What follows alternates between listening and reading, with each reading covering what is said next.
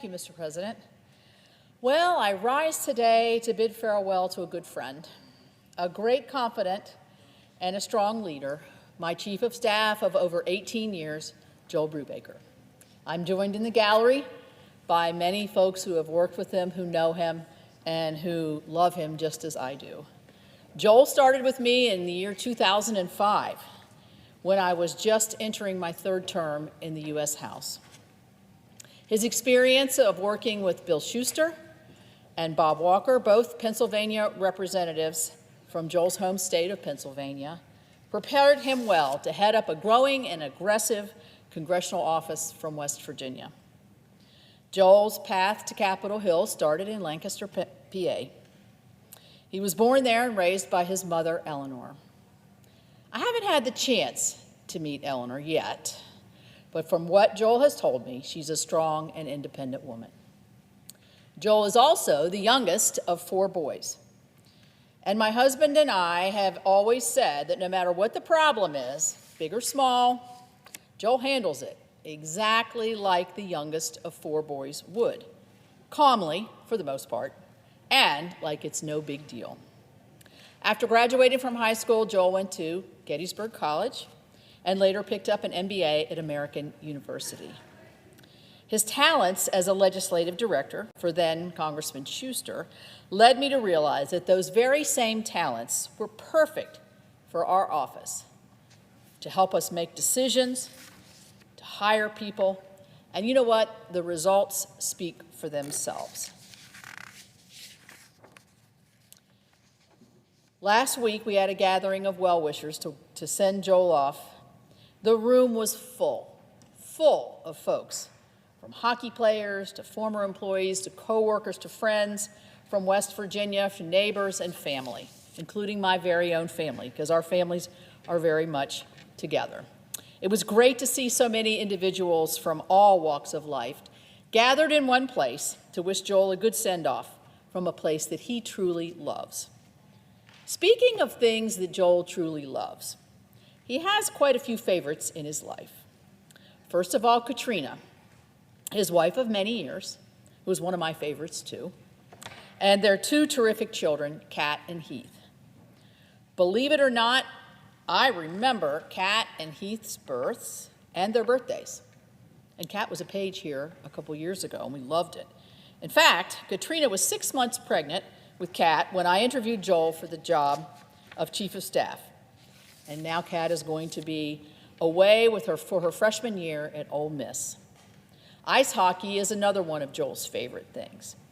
Whether it's pond hockey in freezing New Hampshire, going to a Caps game, watching his kids play hockey, or the Capitol members hockey game, which I must admit he is a star there, he just loves the game. And he has the lineup of framed jerseys in his office to prove it. Joel loves beef jerky, Chick-fil-A, Disney World and crazy rides, decorating his house outrageously for Halloween and Christmas. And for those of you who live in Arlington, yes, that is his house. Politics, especially West Virginia politics, and the 4th of July. He always attends the National Independence Day celebration on the Capitol lawn. And that brings me to another strong attribute that we will miss about Joel.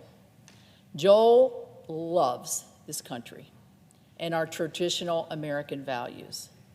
He has not and never has been one to shy away from talking about what a great country we have.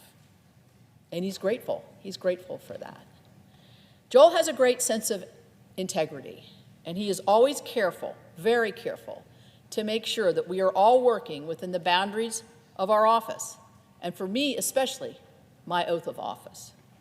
I appreciate his very keen sense of right and wrong, and I will miss the way we both see our duties through the same lens. Now, Joel is not perfect. He will not fly into our great state of West Virginia, and he hasn't for many years. Apparently, one flight was just a little bit too much for him over those mountains, so he began to name our airlines Airfallujah. He almost stayed overnight one time in my district office to fend off some very aggressive protesters.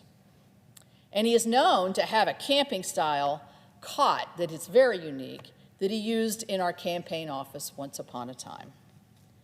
Rumor has it, the cot still exists today, despite Katrina's best efforts to get rid of it. And you can always tell you are getting under Joel's skin because his voice always raises an extra octave.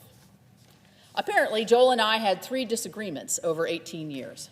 But you know what? He tells me, and I'm pretty sure, I think I won all of them.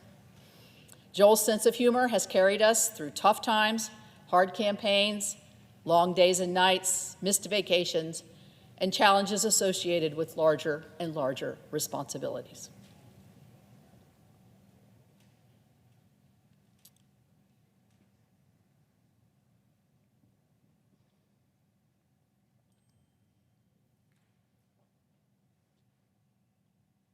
I personally will always appreciate his affection for both of my parents.